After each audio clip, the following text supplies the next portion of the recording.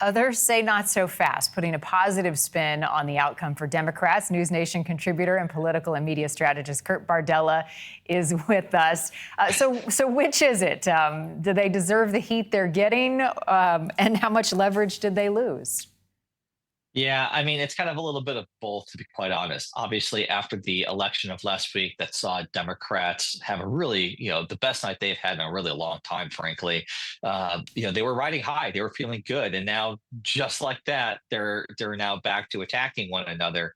And I think Schumer was just in a position where there's no way this ends well. The best thing to do is to end it quickly and move on and put the premium on the Obamacare premium hikes that the American people are about to experience and make the Republicans have to deal with that. I think that's the calculation is, yeah, people are going to be mad at me for a minute, but a month from now, 2 months from now, as premiums rise, that will become the center of attention and the shutdown will be a distant memory. I think that's what they're banking on. We'll see if that really happens that way. What's the negotiating strategy specific to health care in that next round from Democrats, do you think?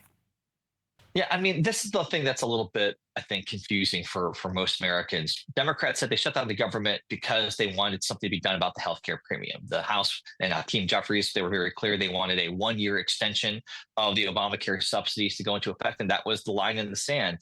Here we are now making deals and passing things that none of this is even going to be touched. There's a promise of maybe there'll be a vote on this in the Senate, no promise in the House. And I think that's a lot of the consternation here. Democrats got nothing basically for caving. They took a deal that was offered to them weeks ago.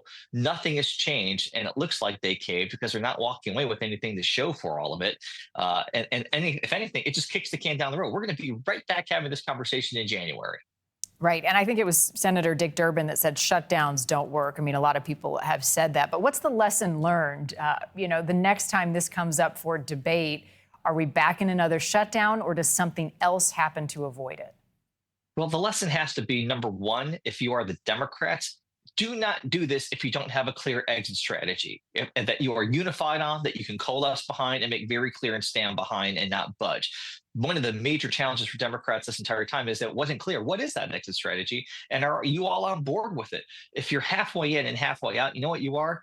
You're America going into Vietnam. It doesn't end well if you're just doing this half-heartedly. The second thing is get the president involved early. The president wants to make a deal on things. He loves that image of being the consummate deal maker.